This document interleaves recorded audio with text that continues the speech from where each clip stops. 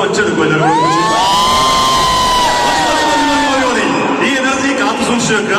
നമുക്ക് ഓർമ്മ നമുക്ക് ഇതേ എനർജി ഇറക്കാനുണ്ട്. പക്ഷെ നമുക്ക് ഇതാ ഇവിടെ തുടങ്ങുകയാണ്. എത്ര ആൾക്കാർ ടേബ് കണ്ട് സിനിമയൊക്കെ കണ്ടു കൈവൊക്കെ?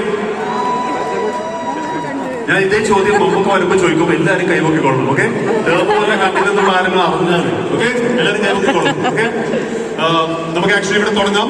നമ്മുടെ ഫസ്റ്റ് പെർഫോമൻസ്